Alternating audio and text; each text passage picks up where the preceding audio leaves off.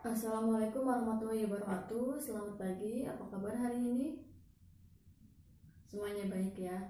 Sebelum memulai pembelajaran, alangkah lebih baiknya kita berdoa terlebih dahulu. Berdoa sesuai kepercayaan masing-masing, dimulai. Baik, berdoa selesai. Kita absensi terlebih dahulu ya. Cindy hadir, lalu Risma hadir, semuanya hadir semua ya. Pada pertemuan kemarin kita sudah membahas tentang sikap kaum pergerakan pada masa pendudukan Jepang. Ada yang masih ingat apa saja yang dilakukan oleh kaum pergerakan itu? Iya, Sinta. Bahkan mendukung organisasi buatan Jepang untuk tetap membuat Indonesia merdeka.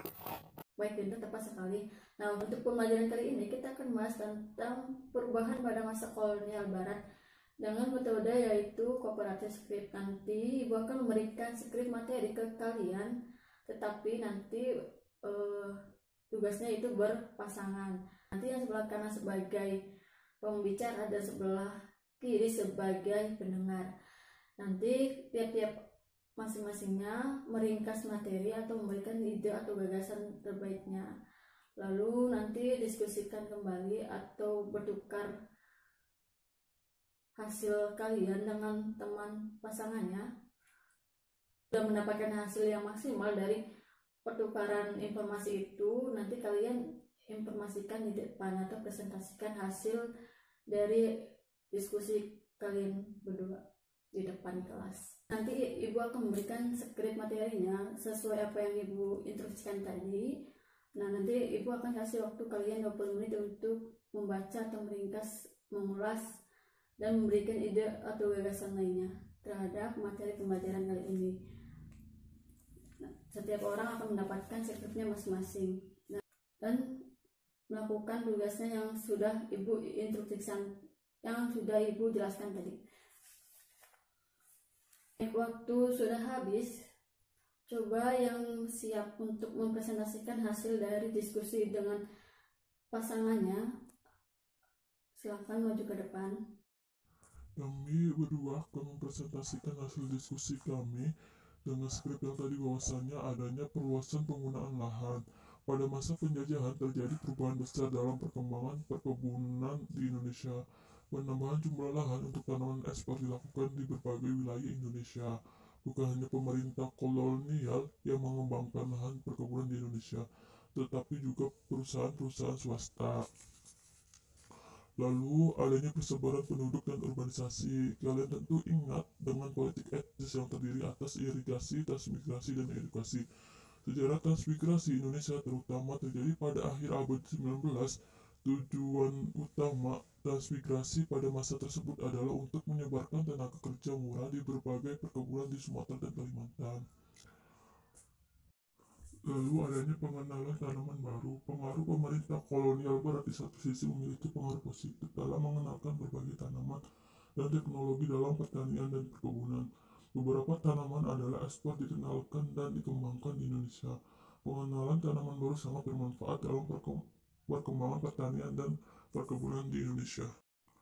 Lalu adanya penemuan tambang-tambang. Pembukaan lahan pada masa kolonial Barat juga dilakukan untuk pertambangan minyak bumi, batu bara, dan logam. Pembukaan lahan untuk pertambangan ini terutama terjadi pada akhir abad 19 dan awal abad 20. Lalu adanya transformasi dan komunikasi. Pada zaman penjajahan Belanda banyak dibangun jalan raya, kereta api, dan jaringan telepon. Pembangunan berbagai sarana transformasi dan komunikasi tersebut mendorong mobilitas barang dan jasa sangat cepat. Lalu adanya perkembangan kegiatan ekonomi. Perubahan masyarakat dalam kegiatan ekonomi pada masa kolonial terjadi baik kegiatan produksi, konsumsi, dan distribusi. Kegiatan produksi dalam pertanian dan perkebunan semakin maju dengan ditemukannya berbagai teknologi pertanian yang bervariasi. Rakyat mulai mengenal tanaman yang tidak hanya untuk dipanen semusim. Mengenal uang. Pada masa sebelum kedatangan bangsa Barat, masyarakat biasanya bekerja secara gotong royong, contohnya dalam mengerjakan sawah. Setiap kelompok penduduk akan mengerjakan bersama-sama dari sawah ke sawah lainnya. Pada kekuasaan kolonial Barat, uang mulai dikenalkan sebagai alat pembayaran jasa tenaga kerja. uang sebagai barang baru sehingga masyarakat menyenangi uang karena dianggap lebih mudah digunakan. Lalu adanya perubahan dalam pendidikan. Terdapat dua pendidikan yang dikembangkan pada masa pemerintah kolonial barat. Pertama adalah pendidikan yang dikembangkan oleh pemerintah, dan kedua adalah pendidikan yang dikembangkan oleh masyarakat. Pada masa penjajahan Belanda juga telah berkembang perguruan tinggi seperti Institut Teknologi Bandung dan Institut Pertanian Bogor. Sekolah dibedakan menjadi dua golongan, yaitu golongan sekolah untuk bangsa Eropa dan sekolah untuk bangsa pribumi. Perubahan dalam aspek politik. Sebelum datangnya bangsa barat, masyarakat dipimpin oleh raja-raja. Ketika kejayaan kerajaan runtuh, rakyat diperintah atau dipimpin oleh pemerintah kolonial barat. Perubahan dalam sistem politik juga terjadi dengan dikenal sistem pemerintah baru. Pada masa kerajaan dikenal raja dan bupati, sementara itu pada masa pemerintahan kolonial barat dikenal gubernur, jenderal, presiden, bupati, dan seterusnya. Lalu adanya perubahan dalam aspek budaya. Berbagai perubahan budaya pada masa penjajahan Belanda adalah dalam seni bangunan, tarian, cara berpakaian, bahasa, dan teknologi. Bangsa barat juga mengenalkan tari-tarian barat seperti dansa dan minum-minuman yang dikenalkan para pejabat Belanda. Pengaruh lain dalam bidang budaya adalah pakaian, bahasa, makanan, dan lain sebagainya. Terima kasih. Nah, jadi kesimpulan pada pembelajaran kali ini yaitu pada perubahan masa kolonial barat mencakupi beberapa hal. Perluasan lahan seperti halnya yang tadinya hutan belantara ini dimanfaatkan sebagai lahan sawit. Lalu adanya persebaran penduduk dan urbanisasi.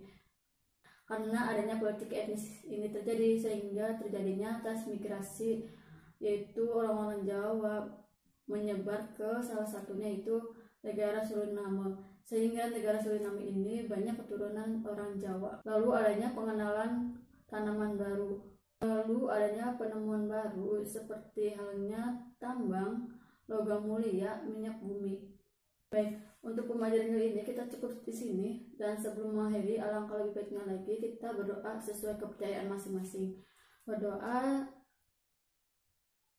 sesuai kepercayaan masing-masing dimulai. Baik, berdoa selesai. Sampai jumpa pada pertemuan berikutnya. Wassalamualaikum warahmatullahi wabarakatuh.